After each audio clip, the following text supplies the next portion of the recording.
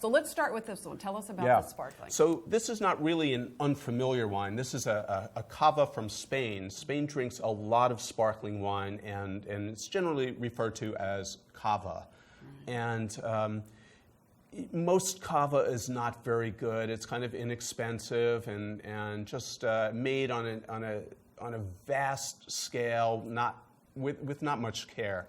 But there's a handful of cava producers who are really trying hard and have elevated the genre to the point where it's a really good alternative to champagne for a lot less money, but also different. It's not an imitation champagne. It's made with grapes that are basically grown nowhere else but in this northeastern corner of Spain. Zarello, Macabeo, Paralada. Who ever heard of those grapes? And you don't even have to know about them.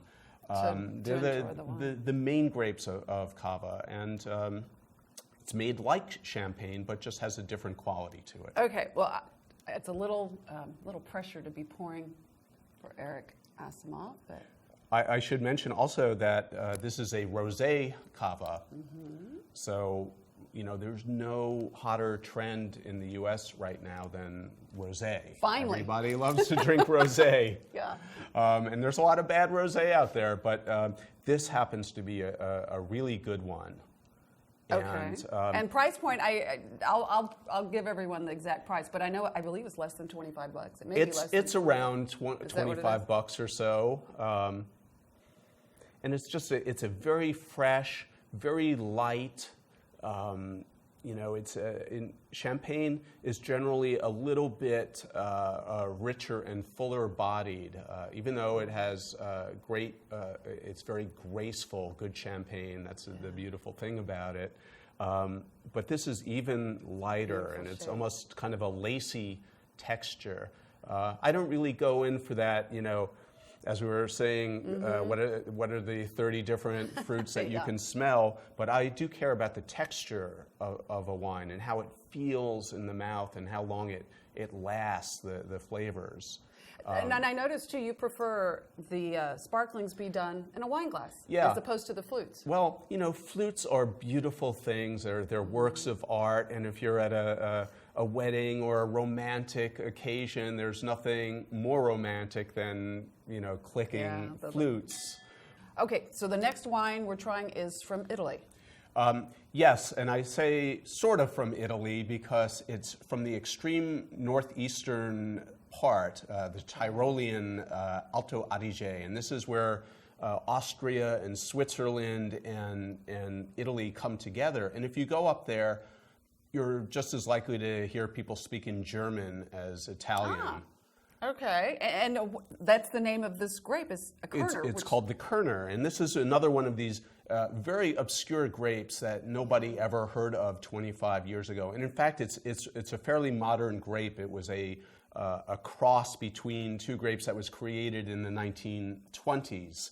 And you don't really see it that often, but it is a terrific value. Let me tell you about these producers. Abbazia Novacella is a monastery, an abbey, that's been in this area for almost 1,000 years. And all of this time, the monks and other people, part of this religious order, made a living by farming and selling their agricultural products, and one of which is wine.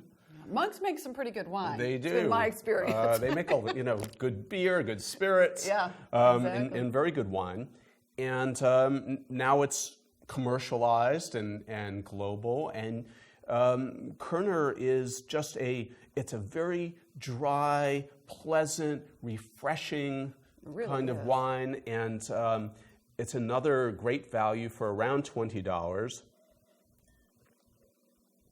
It's really nice. It's not an in-your-face wine, not a big, powerful, alcoholic, fruity Chardonnay, for example. So this is the third wine, and again, I call them value wines, in that they're less than $25, and you really feel like you get a great bottle of wine. It's incredible quality, and all of these wines are really distinctive.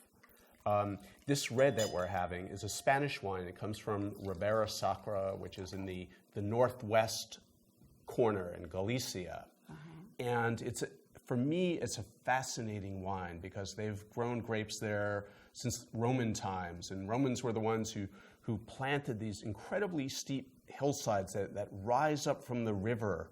And they've been maintained ever since then. After the Romans left, the monks maintained them. And then in the 20th century, they kind of fell away because people couldn't make a living in agriculture and moved to the city. And you had world wars and you had a dictatorship in Spain.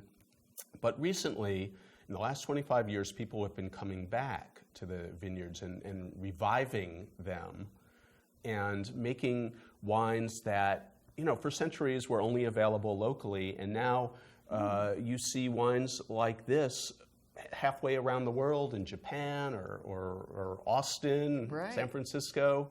And it's just a terrific, unusual red wine. It's people use the word mineral or earthy very often, and it's kind of a mysterious word sometimes. But in this one, in this wine, all of the grapes are grown on these slate vineyards. That's the soil is slate, and you can almost smell that quality in the wine.